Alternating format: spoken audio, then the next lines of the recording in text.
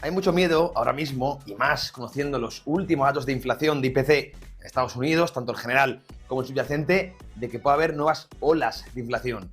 Y además, si tenemos un poquito de memoria, eso sucedió en la década de los 40 o en la de los 70, décadas que dejan similitudes, paralelismos con el ciclo que estamos viviendo ahora mismo, ¿no?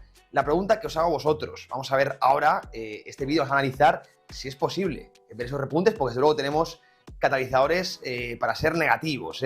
Insisto que, de nuevo, la inflación puede ser nociva, muy nociva, destructora para el ciudadano estadounidense, europeo, en la región que suceda, ¿no? La pregunta es para vosotros, ¿creéis que puede haber una nueva ola de inflación? Bueno, después del vídeo os daré mi respuesta, así que vamos a empezar, como siempre, con la conexión macro. Últimas noticias, actualidad, economía, finanzas, macro.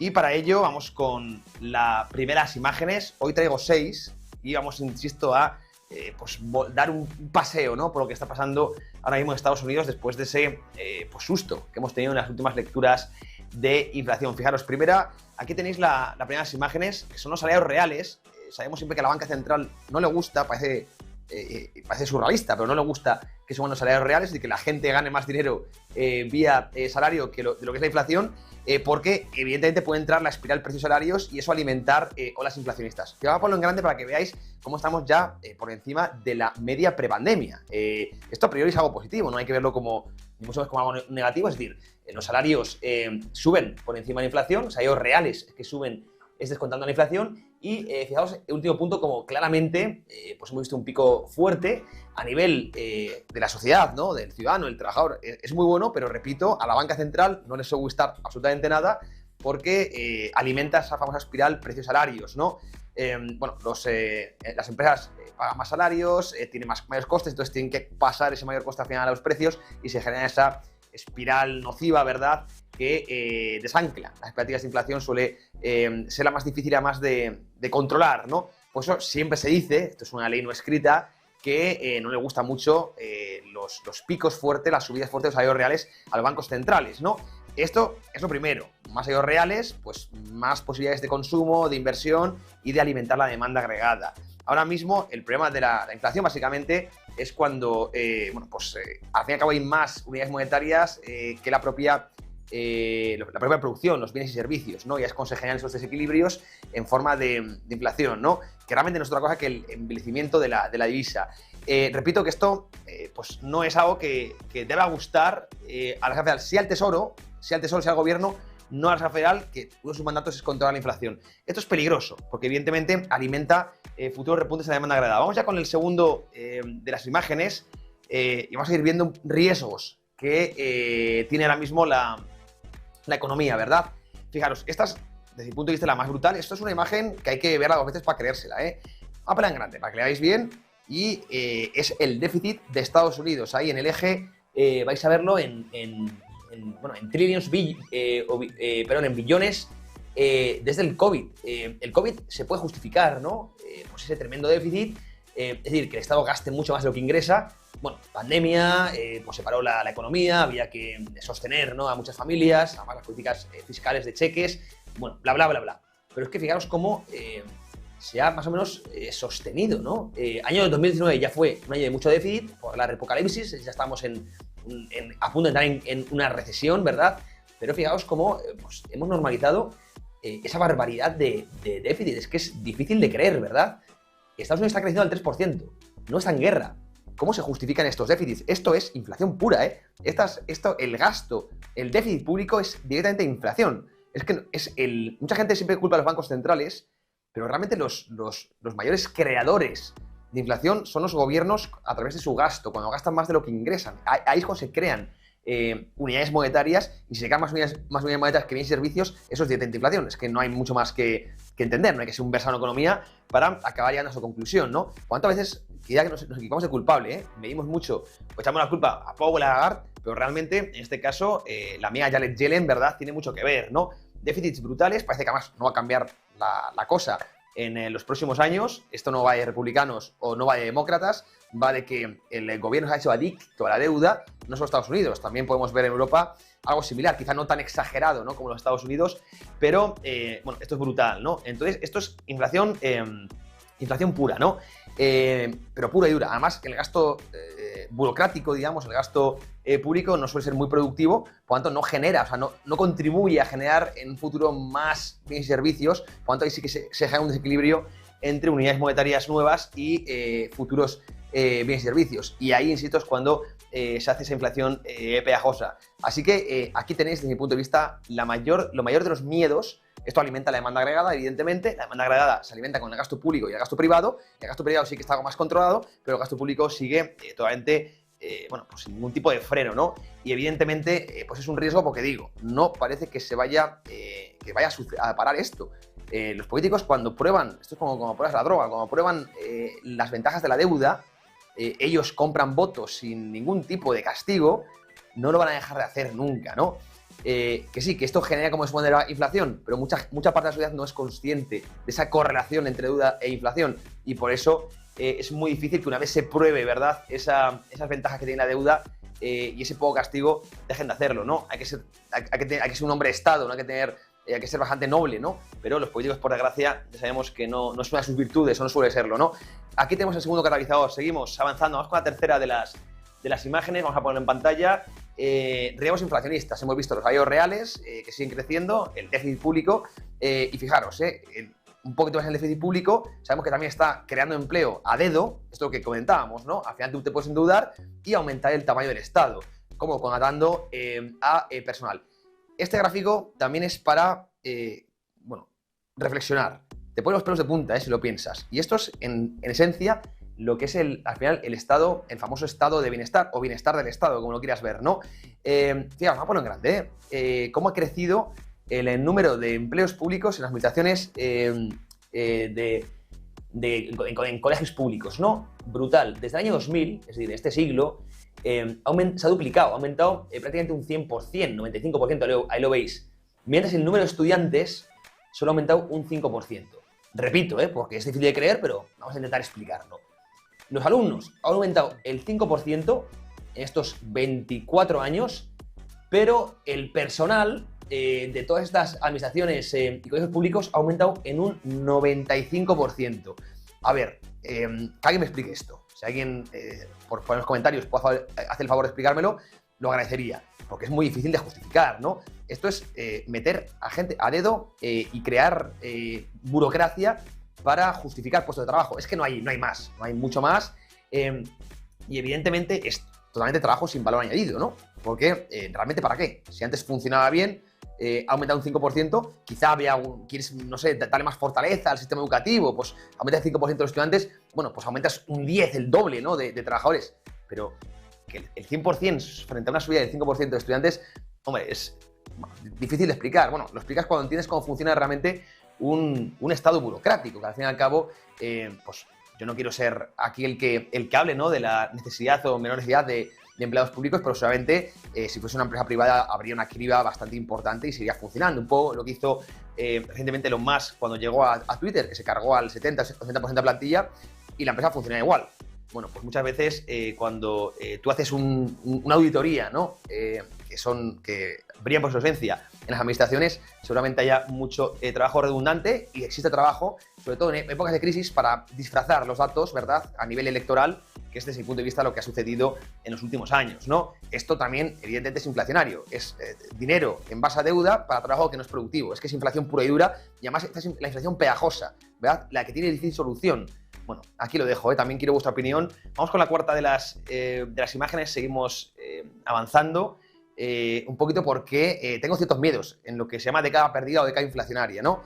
Fijaros, bueno, esto que estoy viendo yo de Estados Unidos, que desde mi punto de vista son medidas irresponsables, desde el lado fiscal y desde el lado monetario, parece que hemos entrado claramente en un entorno de dominancia fiscal, donde el gobierno manda sobre el Banco Central, no hay tal independencia, aunque nos sorprendan que sí existe. Pues esto está haciendo que muchos acreedores extranjeros estén vendiendo bonos americanos, estén vendiendo al final dólares tanto a la vista como a plazo, ¿no? Vamos a ponerlo en grande para que lo veáis cómo ha bajado la tenencia de la tenencia por parte de los acreedores extranjeros de bonos estadounidenses. Fijaros, aquí tenéis año 2011. La parte, o sea, el cuadrado azul, naranja y gris, los de abajo, son, ahí lo tenéis abajo, China, Japón y otros acreedores, ¿no? Arabia Saudí, etcétera, etcétera. Fijaos, eran un 44%, año 2011, 44%, bien, y actualmente son cerca del 28%. Y han pasado 10 años. 10, es decir, han pasado de tener los acreedores extranjeros un 44% de bonos extranjeros en sus balances, en su activo, a tener tan solo un 23%. Esto es porque cada vez confían menos en la responsabilidad fiscal y monetaria de Estados Unidos, que sí, que sigue siendo el país hegemónico, que el dólar sigue siendo la divisa rey, que no voy a discutir eso, pero desde luego esto es un proceso de muy, muy largo plazo y no hay que obviarlo porque sea a décadas vista, pero claramente está pasando un proceso, no me gusta nada la palabra, diría yo, de desdolarización. Y no me gusta la palabra porque se entiende muy mal. La gente se cree que el dólar va a caer en los próximos 10, 20 años. No, esto no es así. Ya hablo de un proceso de en torno a 5, 6, 7 décadas, ¿no? Más o menos, porque son procesos muy progresivos y donde los acreedores extranjeros tienen que desapalancarse muy lentamente, porque al final los dólares son sus ahorros. Y si te lo vendes muy de golpe, hundes el precio del propio dólar. No puedes hacerlo. Hay que hacerlo de forma muy, muy, muy progresiva, muy gradual. Y además que no hay mucha competencia a día de hoy, ¿no? Cuando se haga una divisa fiat, realmente que sea competencia al dólar, ahí sí que va a haber realmente problemas. Aún no lo hay y ese desapalancamiento además tiene que ser muy progresivo. ¿Cuánto? Cuidado, sí, estamos en un proceso de desdolarización de muy largo plazo, porque sea a largo plazo no hay que obviarlo. Fijaros en las gráficas, claramente. Proceso de desdolarización que viene por la irresponsabilidad fiscal y monetaria que tienen ahora mismo las administraciones americanas, los políticos que se han hecho adictos a la deuda. Y que además es el motivo por el que podemos volver a tener otra ola de inflación que deterioraría todavía más la confianza en el dólar. Esta es la espiral en la que están los Estados Unidos. Todos los imperios caen, no lo olvidemos, aunque cuesta a veces verlo con el statu quo actual, todos los imperios caen y han caído, No hay más que echar imperios que parecían invencibles, como el romano, por ejemplo, ¿no? Acaban cayendo y suele ser además por un tema monetario, ¿no? Las principales catalizadores que hacen derrumbarse al sistema. Bueno, pues esto es importantísimo, ¿no? El cambio en los activos de los acreedores extranjeros es tremendo. Y el oro, por cierto, como activo neutro, que es un activo real, no es un activo financiero, y por tanto no tiene riesgo de contraparte, está ganando mucho peso, por cierto. Y por eso también estamos en este actual rally del metal, que desde mi punto de vista tiene todas las de poder continuar durante esta década, ¿no? Vamos con la siguiente imagen, vamos con la quinta, ahí poniendo ya el broche final, ¿verdad? A esta reflexión sobre la inflación, sobre la responsabilidad fiscal, ¿verdad? Estas son las expectativas, los que se llaman los break-even a 5 años, expectativas de inflación a 5 años, fijaros. Vamos a ponerlo en grande para que veáis un poco cómo están subiendo ya las expectativas de... Esto es lo más importante, no tanto fijarse en la inflación actual, sino sobre todo en las expectativas pues eso, a 5 a 10 años. Y fijaos como de nuevo lo tenemos por encima del 2% y sobre todo que está subiendo. He tirado ahí creo que es un poco... redundante, ¿no? Meter aquí directrices, lo hacía los compañeros de Crescat Capital, que es una caja de análisis bastante interesante, ¿no? En Estados Unidos, pero sobre todo quiero ver cómo ya se están disparando las expectativas de inflación. Y es porque esto que estoy comentando, evidentemente los inversores también lo ven. No es que aquí seamos visionarios, ni mucho menos, sino que toda esta información la tiene la comunidad inversora y ya se está empezando a poner en precio que a largo plazo, esto es a largo plazo, es a 5 años, expectativas de inflación a 5 años, son los break-evens, puede estar por encima de ese objetivo, ¿no? Por eso decimos siempre, oye, imaginaos una década donde tenemos inflaciones pues, de media del 3, 3,5, 4%. Bueno, eso es un robo para los tenedores de dólares o, en este caso del dólar, pero también del euro, tenedores de divisa fiat brutal. Y digo una vez más, y no me canso de repetir esta frase, el coste de no estar invertido es brutal. El coste de no tener educación financiera es tremendo. Y para ello también estamos los compañeros de Trading Pro, para poner ese pequeño granito de arena. Vamos con la última de las imágenes, que sería para cerrar ya la sección, la conexión macro, como siempre en Trading Pro Televisión. Y esta ya es la última imagen que, os digo, la pregunta que he iniciado al principio. ¿Creéis que podemos tener pues picos, olas de inflación, como ya vimos en la década de los 40? Ahí teníamos Segunda Guerra Mundial, o década de los 70, sobre todo con la crisis del petróleo. La década de los 70 quizás guarde más paralelismos, aunque también la de los 40, si cogemos ambas décadas, sí que encontramos matices muy similares al entorno actual. Vamos a poner la imagen en grande para que veáis cómo esto no es nuevo. Esto que estamos pasando, la historia es cíclica, ya sabéis, y ya lo hemos vivido. Otra cosa es que tengamos poca memoria, ¿no? La economía tiene poca memoria, pero fijaros arriba, la década de los 40 fueron 3 picos de inflación, el segundo pico fue el peor, y en la década de 70 también vimos 3 olas de inflación. Todas ellas fue porque se acomodó la política monetaria antes de tiempo, la política fiscal, que es lo que está haciendo ahora mismo la Reserva Federal, recortar, y además iniciando con 50 puntos básicos, cuando aún no ha controlado la inflación.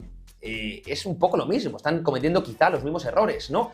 Vamos a ver, pero ahí tenemos un ejemplo en la historia con décadas similares y con los mismos errores que está cometiendo ahora tanto el Tesoro como la banca central. Oye, si realmente vamos a olas de inflación, esto es muy nocivo en general para los mercados porque genera volatilidad en la política monetaria. Si vuelve a subir la inflación, volvemos a ver subidas de tipos de interés, también como sube la TIR de toda la curva de rendimientos, y evidentemente eso dañaría mucho a los índices. De hecho, Ray Dalio, que él apoya esa tesis, apoya que vamos a ver olas de inflación, él apoya, y ahora él lo llama las décadas perdidas, porque esto suele afectar mucho a los índices, a la renta variable, y deja grandes periodos de no vemos rentabilidad en las bolsas, ¿no?